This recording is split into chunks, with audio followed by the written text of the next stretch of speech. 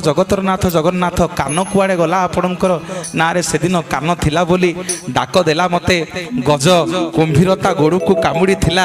ଧାଇଁ ଗଲି ମୁଁ ଲକ୍ଷ୍ମୀଙ୍କି ନେଇକିରି ଗଜ ପାଖକୁ ସୁଦର୍ଶନ ଚକ୍ରରେ ଯେତେବେଳେ ମୁଁ କୁମ୍ଭୀରର ବେକକୁ କାଟିଲି ନା କୁମ୍ଭୀର ମୋତେ ହାତ ଯୋଡ଼ିକିରି ପଚାରିଲା କହିଲା ଠାକୁରେ ମୋର ତ ଆପଣଙ୍କ ସାଙ୍ଗରେ କିଛି ଯୁଦ୍ଧ ହେଇନି ମୁଁ ତ ଆପଣଙ୍କର କିଛି କ୍ଷତି କରିନି ଆମେ ଗଜ କୁମ୍ଭୀର ଯୁଦ୍ଧ ଲାଗିଛୁ ମଣିମା ଆପଣ କ'ଣ ପାଇଁ ଆସିକିରି ସୁଦର୍ଶନ ଚକ୍ରରେ ମୋ ବେକଟାକୁ କାଟିଦେଲେ ସେଇଠି ମହାପ୍ରଭୁ କଥା ଦେଇଥିଲେ କୁମ୍ଭୀରକୁ କହିଲେ କୁମ୍ଭୀର ମନ ଦୁଃଖ କରିନା ରେ ମନ ଦୁଃଖ କରିନା ମୁଁ ଯେମିତି ଆଜି ତତେ ବିନା କାରଣରେ ତୋ ବେକକୁ ସୁଦର୍ଶନ ଚକ୍ରରେ କାଟି ଦେଇଛି ମୁଁ ଆଜି ତତେ କଥା ଦଉଛି ରେ କାଲି ଯେତେବେଳେ କଳି ଯୁଗରେ ଜଗନ୍ନାଥ ହୋଇ ଅବତାର ନେବି ମୋର ସମଗ୍ର ଶରୀର ଥିବରେ ହେଲେ କାନ ନଥିବ ଆଉ କୋଉ କାନ ଥିବ ନା କୋଉ ଗଜ ମତେ ଡାକିଲେ ମୁଁ ସୁଦର୍ଶନ ଚକ୍ରରେ ତା ବେକକୁ ଯାଇ କାଟିଦେବି ଏବଂ ସେଇଠି ଭଗବାନ କୁମ୍ଭୀରକୁ କଥା ଦେଇଥିଲେ କହିଲେ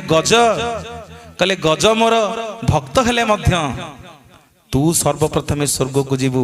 ପଛରେ ଯିବ ଗଜ ପଚାରିଲା କୁମ୍ଭୀର ନା କାହିଁକି ନା ତୁ ମୋ ଭକ୍ତର ଗୋଡ଼ ଧରି ଦେଇଛୁ ତୁ ମୋ ଭକ୍ତର ଗୋଡ଼ ଧରି ଦେଇଛୁ ବୋଲି ତୁ ପ୍ରଥମେ ଯିବୁ ସ୍ୱର୍ଗ